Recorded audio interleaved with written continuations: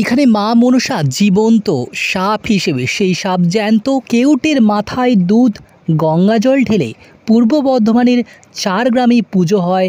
ছবলই হলো তার প্রসাদ। শুনলে অবাক লাগবে আজকের এই কাহিনী। অবশ্যই জানাবো একটা কাহিনী শুধু নয়, এটা একটা গ্রামের বিশ্বাস এবং যেটা তারা দেখে চলেছে প্রতিনিয়ত। হ্যাঁ বন্ধুরা, সেই সাপ একটা জ্যান্ত, এর কাহিনী কি আছে অবশ্যই জানাবো। দেখতে থাকুন আলোর সন্ধানে আমরা জানি, সাবস্ক্রাইব করে সঙ্গে থাকুন, দেখতে থাকুন।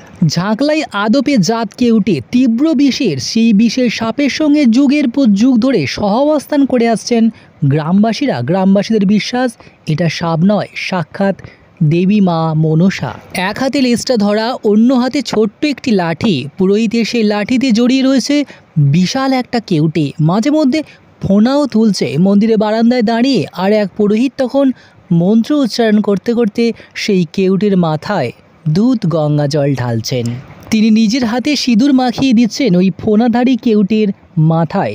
সোমবার পূর্ব বর্ধমানে মঙ্গলকুটির পলসোনা গ্রামে এভাবেই জ্যান্ত কেউটেকে দেবী জ্ঞানে পুজো করা হলো। গ্রামবাসীরা জানাচ্ছেন এটাই হচ্ছে তাদের রীতি। তবে এই কেউটে কিন্তু একটু স্বতন্ত্র, যা পূর্ব বর্ধমান জেলার 4-5টি গ্রাম ছাড়া আর কোথাও কিন্তু দেখা যায় না। গ্রামবাসীদের কাছে এই বিশেষ ধরনের কেউটে ঝাঁকেশ্বরী বা ঝাঁকলাই, তার পুজো হয় আষাঢ় মাসে। ঝাঁকলাই আদপের জাত কেউটে তীব্র এর বিষ, সেই বিষধর সাপের যুগের পর যুগ ধরে সহাবস্থান করে আসছেন গ্রামবাসীরা। শুধু তাই নয়, গ্রামবাসীদের বিশ্বাস এটা একটা সাপ নয়, সাক্ষাৎ দেবী মা মনসা। তিনি গ্রামবাসীদের বিষধরের ছোবল থেকে রক্ষা করে আসছেন যুগ যুগ ধরে। পূর্ব বর্ধমানের মঙ্গলকুটির মুসারু, পলসোনা, ছোট পশলা এবং ভাতারের বড় পশলা গ্রামের বাসিন্দারা জ্যান্ত দেবী হিসেবে মানেন ঝাঁকলাইকে।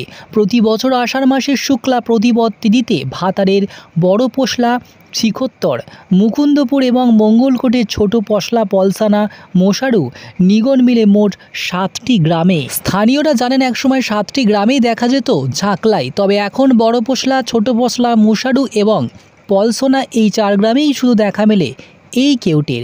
পথে ঘাটে, গৃহস্থ বাড়ির রান্নাঘর থেকে শোয়ার ঘর, সর্বত্রেই তাদের অবাধ বিচরণ। গ্রামবাসীদের দাবি ঝাঁকলাই একটা বিষধর, কিন্তু তাদের কাউকে কামড়ায় না। আর কোনো কারণে ছোবল মারলে মন্দিরের মাটি লেপে দিলেই নাকি বিষ মুক্ত হয়ে যান রোগী। এই বিশ্বাস নিয়েই ঝাঁকলাই নিয়ে ঘর করেন 4 গ্রামের বাসিন্দারা। ঝাঁকলাই নিয়ে অনেক লোককথা। ভাতারের বাসিন্দারা বলেন ঝাঁকলাই আসলে কাল নাগিনী। লক্ষিন্দরকে লোহার বাসর করে দংশন করে পালানোর সময় বেহুলা কাজললতা ছুঁড়ে মেরেছিলেন তাকে। সেই কাজললতার আঘাতে কাল নাগিনীর লেজ কেটে যায়। পূর্ব বর্ধমানে কয়েকটি গ্রামে যে ঝাঁকলাইয়ের দেখা মেলে তাদেরও কিন্তু লেজ কাটা। আমরা জানি মনসা মঙ্গলে কাল নাগিনী বেহুলার সাপে মর্তে আসে। বাসিন্দাদের বিশ্বাস সেই থেকেই ওই এলাকায় বসবাস করছে এই বিশেষ কেউটে। আষাঢ় মাসে ভক্তি ভরে তার পুজো করেন সকল গ্রামবাসীরা। এই উৎসব নিয়ে স্থানীয় পরিবেশপ্রেমী এবং সর্প বিশেষজ্ঞ ধীমান ভট্টাচার্য বললেন, ঝাঁকলাই একটি বিরল প্রজাতির সাপ। মজার বিষয় হলো গ্রামবাসীদের এই ভক্তি এবং শ্রদ্ধার জন্যই কিন্তু বিরল প্রজাতির সাপটি এখন টিকে রয়েছে এখানে। এটা অবশ্যই একটা বিরল ঘটনা। তিনি বললেন সিঁদুরে রাসায়নিক থাকে, তাই ঝাঁকলাইয়ের পুজোর সময় সিঁদুর মাখানো এড়িয়ে যাওয়া উচিত। কেন এখন প্রতিটা সিঁদুরেতেই প্রাকৃতিক না, এখন প্রতিটা সিঁদুরে রাসায়নিকভাবে তৈরি করা হচ্ছে। বন্ধুরা, আজকে এমন একটি সত্য ঘটনা আপনাদের জানালাম যা হয়তো অনেকেরই ভালো লেগেছে। এরকম আরও অনেক কাহিনী আমরা নিয়ে আসবো, তাই অবশ্যই আমাদের সঙ্গে থাকবেন, চ্যানেলটিকে বড় হতে সাহায্য করবেন এবং সবশেষে অবশ্যই জয় মা মনসা লিখতে ভুলবেন না যেন।